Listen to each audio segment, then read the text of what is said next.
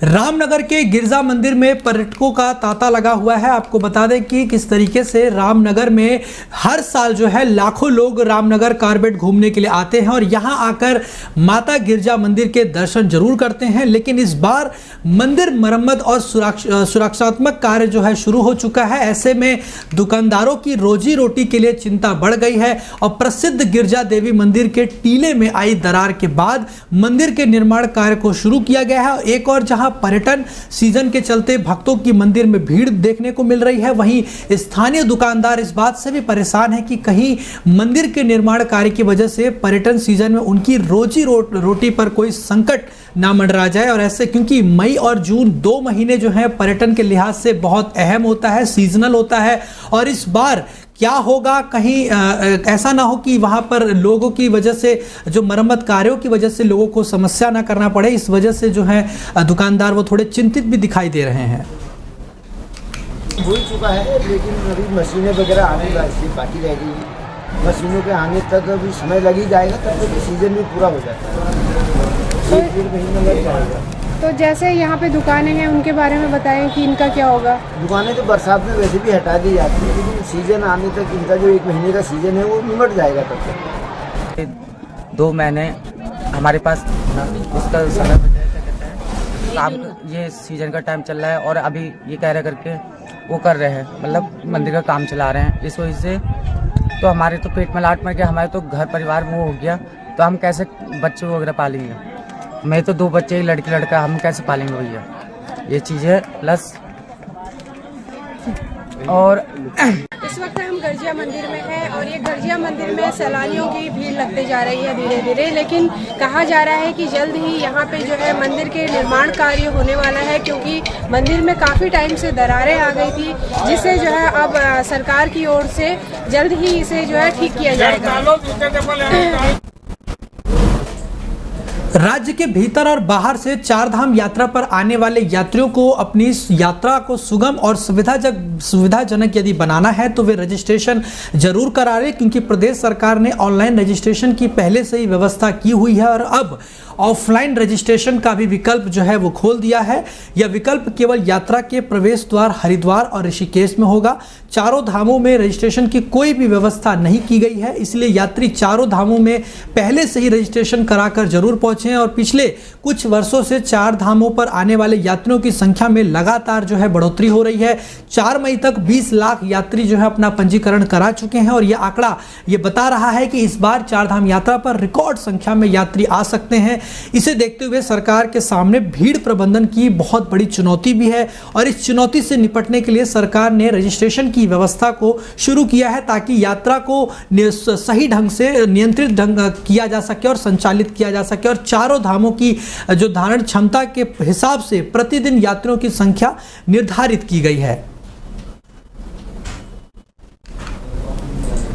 वहीं अंतर्राष्ट्रीय नशा तस्कर बनमीत व उसका भाई परविंदर नरूला बिटकॉइन से ड्रग्स खरीदते थे और रिमांड के दौरान प्रवर्तन निदेशालय ने जब परविंदर के हल्द्वानी स्थित घर की तलाशी ली तो वहां 268 बिटकॉइन बरामद हुए। बताया जा रहा है कि इन बिटकॉइन की भारतीय मुद्रा में करीब 130 करोड़ रुपए कीमत है। बनमीत के भाई परविंदर नरूला को ईडी ने गत 26 अप्रैल को गिरफ्तार किया था, जिसे कोर्ट ने 7 दिन के लिए ईडी की कस्टडी में भेजा था।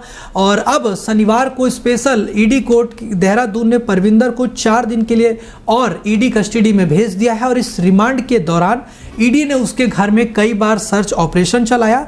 इसमें उसके कंप्यूटर वॉलेट से 268 बिटकॉइन जो है वो बरामद किया और शनिवार को ईडी ने उसे स्पेशल ईडी कोर्ट में पेश किया है, और जहां बताया गया है कि इस मामले में परविंदर से और भी पूछताछ की जानी है। और ईडी ने आरोपित परविंदर की 7 दिन की और कस्टडी की जो है रिमांड मांगी और ईडी के तर्कों के आधार पर कोर्ट ने उसकी 4 दिन की कस्टडी को मंजूरी कर दे दी है।